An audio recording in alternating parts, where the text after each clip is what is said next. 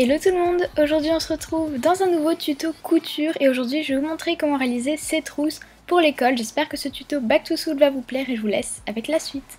Pour le matériel, vous aurez tout d'abord besoin de 2 morceaux de tissu, donc je vous mets les dimensions juste à l'écran et dans la barre d'infos, d'une craie ou d'un stylo, d'une paire de ciseaux, d'un ruban pour mesurer, d'une règle ou d'une équerre, de fil et d'une fermeture éclair. Ensuite, vous aurez également besoin d'épingles ou de petites pinces pour maintenir le tissu.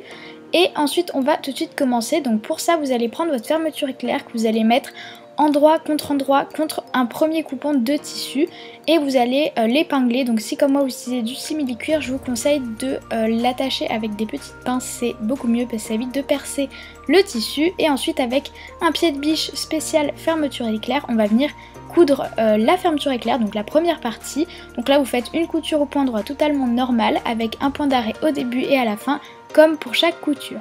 Maintenant on va s'occuper du deuxième morceau de tissu, donc pour ça vous allez retourner pour mettre face à face, donc endroit contre endroit, les deux morceaux de tissu, puis on va fixer la fermeture éclair en haut du deuxième morceau de tissu pour voilà fixer en fait les deux morceaux de tissu à la fermeture éclair. Vous allez refaire la même étape que pour le premier côté de la fermeture éclair et ensuite vous allez venir faire une surpiqûre de chacun des côtés de la fermeture éclair comme ceci, donc très proche de la fermeture éclair, donc utilisez un pied spécial de fermeture éclair pour que ce soit plus simple. Et maintenant on va venir faire une couture à 1 cm du bord en bas de la pochette, donc voilà en bas, enfin c'est pas une pochette, c'est une trousse d'ailleurs, voilà une couture au point droit totalement normale.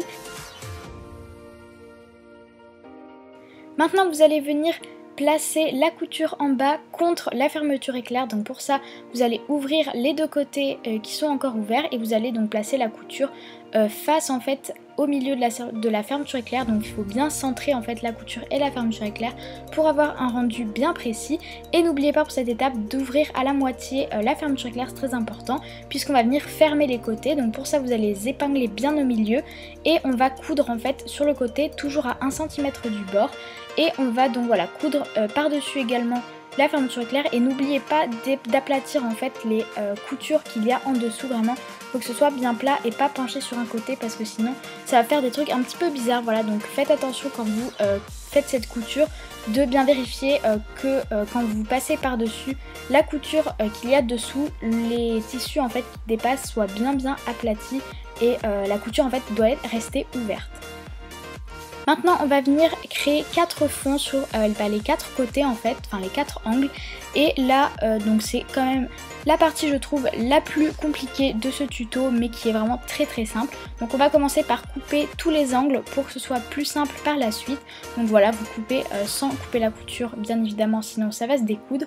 Et maintenant on va venir faire un repère sur le côté, donc je pense que vous voyez bien l'image, avec donc moi une craie puisque le tissu était noir, mais si le tissu est clair vous pouvez prendre un feutre ou quelque chose comme ça, mais attention à ce que ça ne se voit pas après, normalement il n'y a pas de problème.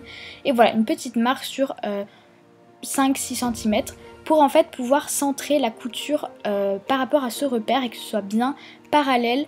Et ensuite on va donc venir ouvrir les coutures comme ceci, donc je pense que vous voyez hein, j'ai plié le coin et on va venir piquer en fait avec une épingle pour voir si le trait est bien face en fait à la couture.